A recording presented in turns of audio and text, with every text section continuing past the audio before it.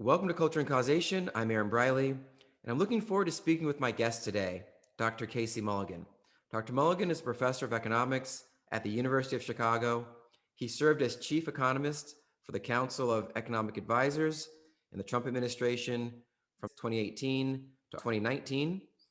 Dr. Mulligan's written numerous books. His latest is You're Hired: Untold Successes and Failures of a Populist President, which was published in 2020. He also writes for various publications, including the Wall Street Journal, New York Times, National Review, and City Journal. Actually, it was in City Journal that I read his article, Trumping Poverty, which discusses former President Trump's rollback of burdensome regulations. So I'd like to discuss themes in this article and other popular issues. But first, let me welcome him to the show. Dr. Mulligan, welcome to the show. Thanks, Aaron. Now, I was hoping to discuss a few themes in your article and maybe do it in a way that's accessible to non-economists, such as myself and many, if not most, of the viewers of this show. So let me start with this. Your article resonated with me because I learned years ago, primarily through free or freer market economists, that government regulation disrupts the pricing system and hurts business owners and consumers as a result. And I also experienced this actually firsthand while living in Denmark with their draconian rent control. The waiting list to get an apartment there in the city was measured in years, not days. So I was wondering if you could just explain the bigger picture of why regulation isn't good, and then maybe we can talk about a few examples. Yeah, well, there's two layers to it, really. One you mentioned, which is that regulation, they involve prohibitions. They say thou shalt not do this and that. Now, there's some basic regulations, like thou shalt not murder. Good regulation. We benefit from that. So we can't make a sweeping claim, but you get into a lot of regulations that are prohibiting people from trading with each other, and that hurts both the buyer and the seller. And it could be, somebody with a piece of land or a building in the city you wanted to live in, and then the new tenants coming to town. That can be an example. The other layer is, okay, that there are harm from these prohibitions, these regulations.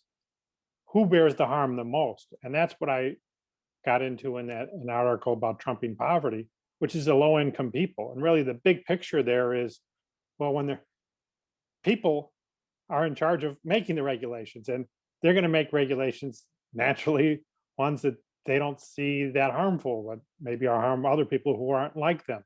And those tend to be the poorer people. And so one of maybe the single biggest one, I mean, President worked on a lot of regulations, but the single biggest one was about regulating the manufacture of automobiles. And the people in Washington were saying, we should require more automobiles to be like Teslas or Priuses. It's easy for them to say they drive a Tesla and a Prius, whereas the majority of America drives a pickup truck. And so, those sort of regulations, it's very natural from a big picture point of view that they harm the outsiders, and the outsiders tend to be lower income people, but certainly they're outsiders. Okay. I wonder if we could maybe drill down on this EPA example. So the EPA has these fuel economy standards. They're there to sort of make cars emit less CO2 or to run cleaner, at least. And how does this translate to the end consumer? Why would the end consumer need to worry about things like this? Well, turns out that you mentioned the CO2, which is a concern. It's more or less the CO2 is in lockstep with how much gas you burn. So ultimately, in fact, the EPA did it jointly with the Department of Transportation, who's in charge of the fuel efficiency of cars. And so really they were requiring cars to be able to go more miles on a gallon. And the consumer already naturally thinks about that because gas is an expense for them. And if they have a car that can go more miles, then they'll save money on gas. Now, there's always trade-offs in life, and consumers are keenly aware of this. They may also want a car that's heavier to protect them and their family in a car crash. They may want um, to haul things, um, to carry larger groups of people. A big family um, might not fit so well in a Prius. So these are array of factors, and fuel economy is one of the factors that people consider. I see. Okay, so it's all these trade-offs that don't really get mentioned when people are talking about generally when you're talking about, making these regulations and trying to make cars more efficient. Like you said, they could be lighter, smaller, and these would have an impact, obviously, on the end consumer. And Um, the market can do that. They individuals can say fuel economy is important to me, and then the companies that sell those cars will make more sales and be encouraged to develop additional cars that good fuel economy. But what the APA and the DOT did is they said, we're not going to let the market decide that. We're going to require that you have cars that are more like Teslas or Priuses, regardless of what you people think. In fact, the regulation Obama put in was rather insulting of regular people. Said they're not even smart enough to understand their own pocketbook. Forget about the environmental and the carbon dioxide. They don't even know how to think about their own checkbook and the checks, the bills they'll have for gasoline. And so, really, the main justification that Obama gave is all the money we're going to save consumers on gasoline that the consumers don't even know about because they're too dumb. wow, wow, that's incredible. So, but these though, but by forcing the manufacturers to make cars in this way, does this increase their costs? I mean, does it increase their costs in any way that they pass on to the consumer, or are the costs passed on to the consumer in terms of, like we said before, lighter cars and maybe less safe? Well, it goes in a combination. They do the companies do try to deliver the same car that people are used to in a more fuel efficient way, but that's expensive. Um, in particular, they switch from steel to aluminum to make them lighter. In fact, I just saw there was a electric Hummer coming out, so that's an example of an attempt to deliver the same. It won't be the same car, but trying to deliver the same car in a more expensive way. It's over 100,000 they're going to charge for Wow. that electric Hummer. So there's an example where it costs more. But then they will also just there'll be fewer cars available that are the heavier ones, fewer pickups and fewer of the heavier types of vehicles, the safer type of vehicles, the large family type of vehicles. Fewer of those will exist, and that'll show up in the prices. And in fact, they have a system. Most of the way Tesla makes money now is not by getting money from people who buy cars at the Tesla dealership. They get money from the other car companies, because Tesla has exceeded the government standards and other companies has fell short. The law says, the regulations say that those other companies have to pay Tesla money. So companies like Honda and others are paying Tesla money, and that goes into the price of Hondas. Oh, wow. Interesting. So you also mentioned in the article that regulation, and you said this just a moment ago, disproportionately affects the poor or the lower income segments of society. So why isn't this burden equally distributed? I was wondering if you could explain that. And why do those people at the lower levels of the economic hierarchy get affected most by these types of Well, policies? really, the big picture is the people who make the regulations aren't poor people; they're not outsiders. So naturally they're going to make regulations that don't bother them, their personal life too much. Uh, and so if they say, you have to drive a Prius instead of a pickup, what's the big deal? There are no pickups in Washington D.C. Those aren't pickup people. Um, or if they say, you can't have an internet plan unless it has various bells and whistles and therefore more expensive.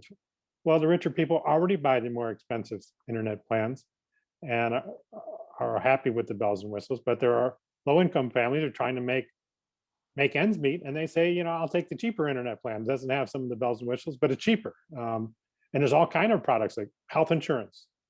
Lower income people may say, I'll take a lower premium health insurance plan, and maybe it doesn't have certain frills that the richer people want to spend their money on. But I got a limited budget. I'm poor, and I don't want to spend my money on that. So that happens product after product after product.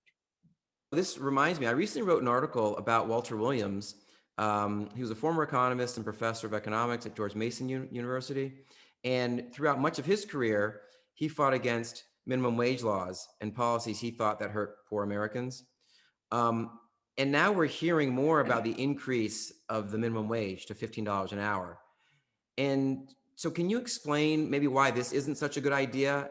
And also, and I think you might have touched on this, but also why people still advocate for it. I was wondering if you could discuss that. Well, I'm not sure I see totally eye to eye with Walter on the minimum wage. We're pretty close. You know, the minimum wage is saying, you know, if there's an employer and employee who get together and say, how about $9? Does that work for you? It works for me. I can earn a profit. You Mhm. can take home a paycheck. That's considered illegal under the $15 minimum wage. And so something has to give. Now they Mhm. could cheat and go underground, and there are countries Mhm. who have a lot of what's called an informal sector. And then this is common for employers and employees just to break the law. So you'd have some of that. But otherwise, to comply with the law, they got to do something. Now, Walter would tend to emphasize, well, that job just won't exist. Mhm. And I think that there's a lot of ways to come into compliance. None of them are all that good. But there's a lot of ways to come into compliance. And you can change the job. So you still have the job, but it'll be different. You know, Mhm. maybe you take away health insurance from the job. So instead of getting $9 an hour plus health insurance, you get $15 an hour and no health insurance. Um, Maybe we make you pay for your own uniform I see. or pay for your own training. Um, and so job would change in that way. I think a big way, and you mentioned this at the opening, the location of the job. So you still have the job, but the job, instead of happening in a rural area near where the rural people live, Mhm. now we have the job in an urban area. And the rural people have to spend money commuting, gas and car or train. Um, but then when they get to the city, then that's where the higher wage jobs. And we've seen that over and over as states have done minimum wage. It really moves the jobs from the outlying areas into the cities. I see. So this extra wage, it increases costs, though. It increases labor costs, and the businesses have to find a way to absorb those costs, essentially. I mean, they have to either hire fewer people, they have to, like you said, maybe take away certain benefits that they're giving, um, maybe even, terminating those jobs, or just those jobs don't exist or wouldn't even come into existence. But there are many ways, I guess, that a business can absorb this cost, but they will absorb this cost in some way. I mean, they have to. Yeah, and none of them's good for the worker because that worker might have wanted health insurance, or that worker might have wanted to have a job that's close to her home, Hmm. away from the city, instead of a job that's in the city. So these are all harms to the worker, but they're not necessarily in the form of the job is just vaporized, which I think that's a little bit too extreme. And furthermore, if we say that that's the only thing that's going to happen, or the main thing that happens, and that doesn't happen, then people say, see, minimum wage wasn't so bad. It had a lot of costs, and those costs were spread around in different forms. So then, is the net result, do you think, fewer jobs for inner city workers, or it depends? I think it'd be a somewhat fewer jobs, not dramatically so. Mostly the type of job will change. I see. And even in the inner city, there's different parts of the city. So I'm in Chicago. You know, a downtown Chicago job will pay more than one out in the neighborhoods. Hmm. And a minimum wage would tend to move, not only move jobs from out from the suburbs and the rural areas into the city, but also move the city jobs from the neighborhoods into the downtown area. And again, that's the cost for the workers because a lot of the inner city people living in the neighborhoods, they might not have access to a car.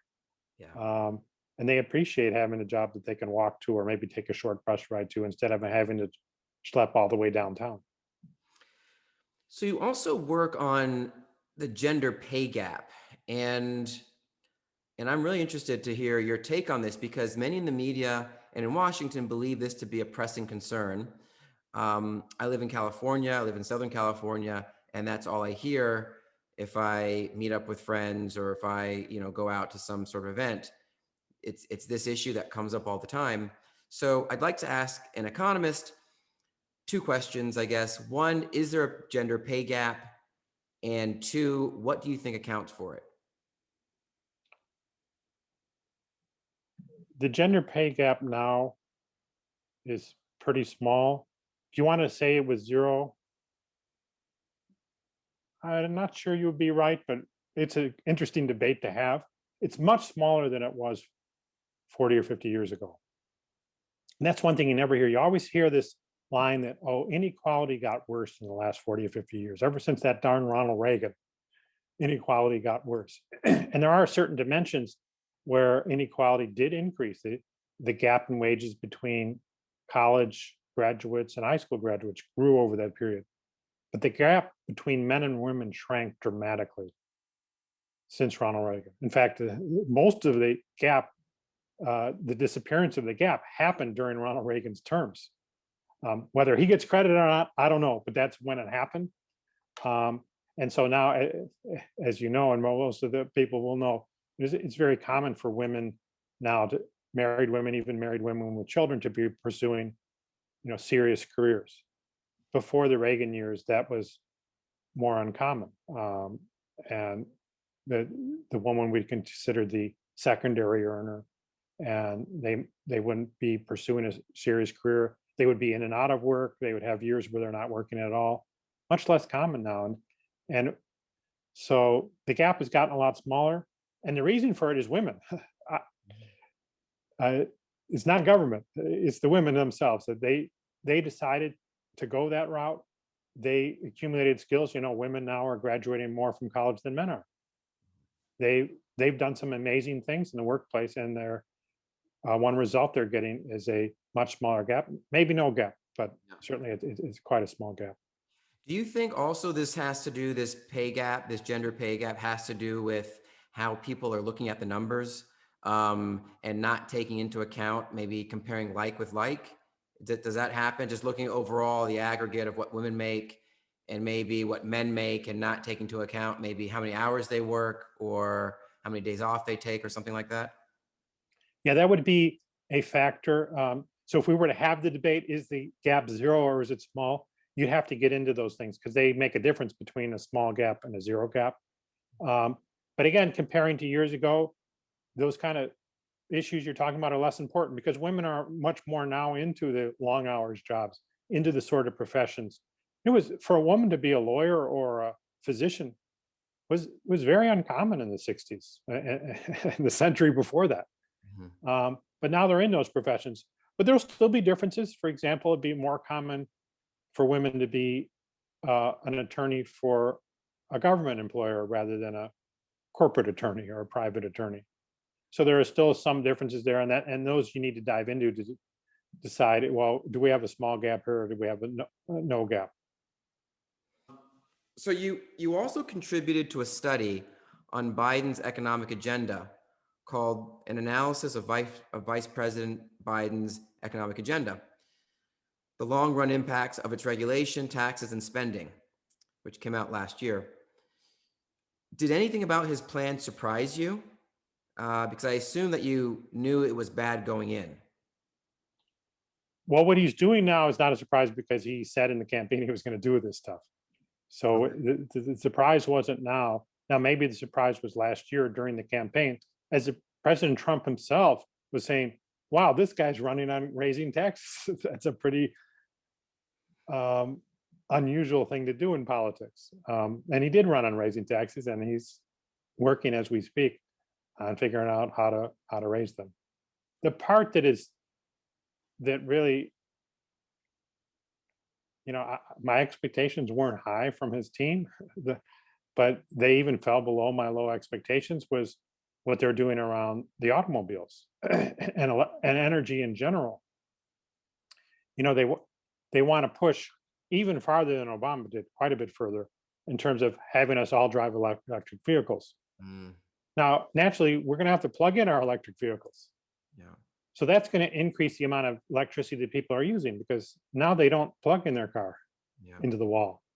So there's a bigger he's going to require us to use more electricity, but at the same time, he's going to knock out 70% of the ways we have to make electricity. Wow. So Yeah. this is crazy on top of crazy. And we struggle with how to deal with that. And he can't be serious. He's going to have to take some shortcuts or fall short of what he would call an ambitious plan. And I would say this crazy beyond belief sort of plan. That surprised me. Wow. So I guess my last question is, in your opinion, what is a widespread economic misconception believed by the general public, and why is it wrong? Throughout my career, I've been pretty impressed with the general public. Okay. It's more the people in Washington Okay. Okay. who have the misconceptions, like, the idea that these massive spending bills will stimulate the economy. Hmm. Obama did one, Biden's doing one. The public was always skeptical of that. And it's really the professionals who, if they were skeptical, they didn't express it. So maybe an area where people get a little confused is on how things ripple through the market. It's easy to see, oh, there's a certain regulation that hurts me directly, and not notice all the kind of regulations and taxes that hurt you indirectly. But when you're in a market, this is what happens. So, for example, the benefits for people who are unemployed.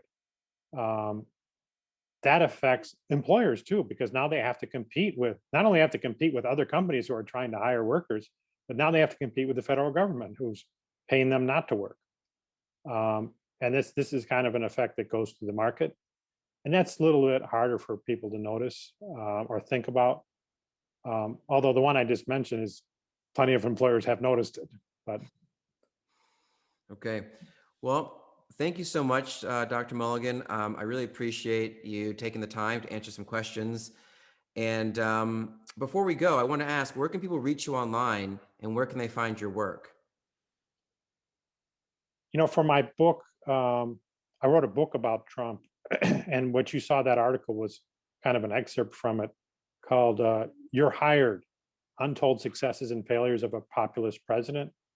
Um, and there's so many interesting things about our president that were never told, but they're in the book. And I have a website for that, yourhiredtrump.com, yourhiredtrump.com. And I have different video clips. If you send me a video clip of this, I'll put that on there. Different excerpts from the book. And of course, there's a button to buy the book if you want to read more. Fantastic. Well, thank you so much. And I look forward to checking out your website. Yeah, anytime, Aaron.